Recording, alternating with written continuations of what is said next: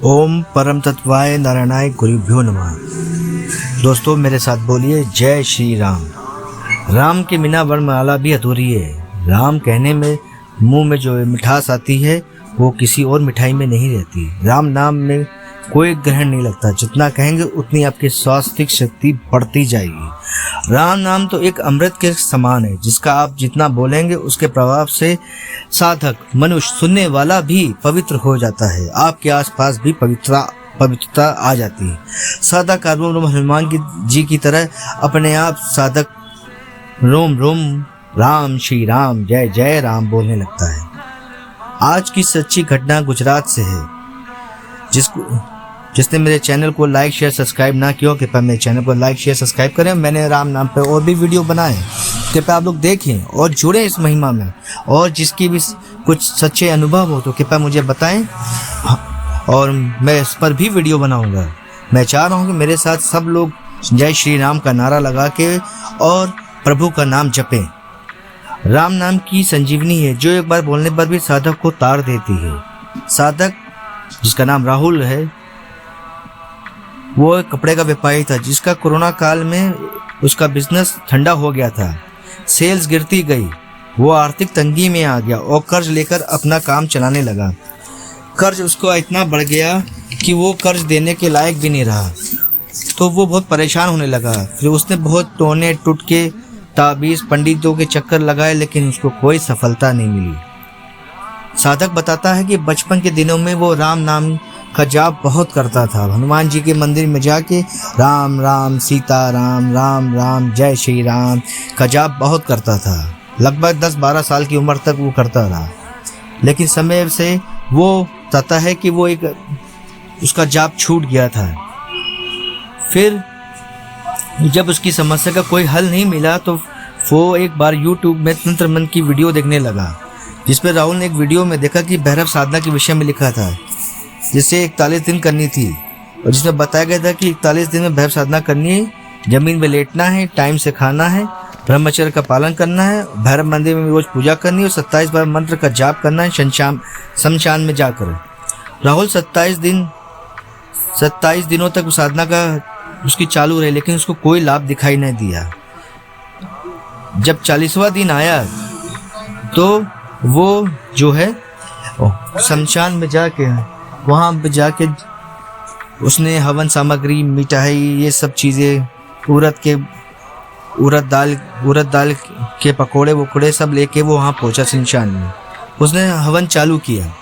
हवन जब चालू किया तो उसने पहले आहुति दी तो उसे कुछ अनुभूति नहीं हुई। दूसरी आहुति दी तो कुछ नहीं हुआ। तीसरी आहुति दी तो कुछ भी उसको नहीं लगा। चौथी आहुति में आग बहुत तेज हो गई।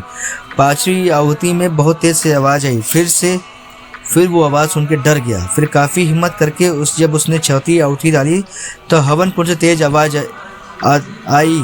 किसी ने राहुल को इतनी तेज उठा के फेंक दिया कि राहुल बेहोश हो गया। और शमशान में बेहोशी हालत में राहुल ने देखता है कि उस समय लगभग 1:30 बजा हुआ था। एक बुढ़ा आदमी तथा 4 काली औरतें आपस में बातें कर रही हैं। उसने देखा कुछ ही दूर पर एक कढ़ैया में जो है तेल गर्म हो रहा था और वो तेज चिल्ला रहा था औरतों पे कि जाओ इसको पकड़, इस राहुल को पकड़ के लेके आओ, आज इसका मुझे मांस खाना है। तभी राहुल बताता है कि तभी उसके पीछे से आवाज आई, रुको। इतनी देर में बुड्ढा चिल्लाता है, मैं कह रहा था ना कोई आ जाएगा, चलो जल्दी करो, इसको पकड़ के लेकर मुझे खाना। राहुल बताता है कि नींद उसे लग रही थी। आवाज घंटी के साथ सुनाई दे रही थी, रुको, मैंने तुमसे कहा ना रुको। तो वो लोग नहीं रुके। तभी 3 औरतें उसके ऊपर टूट पड़ी उसको मारने के लिए। तभी वो देखता है कि जो आवाज बुड्ढे आ रही थी वो दौड़ता हुआ राहुल की तरफ आने लगे। और कहते हो कि नहीं मानोगे तुम लोग। राहुल ध्यान से देखा कि उनके हाथों में एक मिट्टी की गदा थी और सर में एक राजाओं जैसा मुकुट भी था। और कुछ ही दूरी पे खड़े होकर बोले, छोड़ दो इसे ने जो किया है अनजाने में किया है, उसे सच्चाई नहीं पता थी। राहुल बताता है वो अपनी गदा पैरों के बीच में रख के दोनों हाथों से मुक्का बना के उन तीनों औरतों को इतनी तेज मारा कि वो बुड्ढे के पास गिर पड़ी। और बुड्ढे और 3 औरतों की इतनी पिटाई की कि वो सब बाग खड़े हुए। और श्री राम का जयकारा बोलते हुए उन सब की पिटाई करते रहे। और उसने देखा कि हनुमान दादा ने फिर उनकी पिटाई करके इतनी पिटाई की कि वो सब भाग खड़े हुए और गायब अदृश्य हो गए। फिर हनुमान दादा ने राहुल से कहा, जो राहुल जैसा बता रहे हैं, कि अब आइंदा से ये नहीं करना।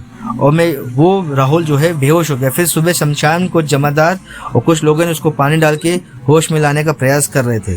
तभी राहुल डर के मारे, जब उसको होश आया तो डर के मारे वो 3 दिन तक घर में ही रहा, बाहर कहीं नहीं निकला, ना किसी से मिला ना जुला।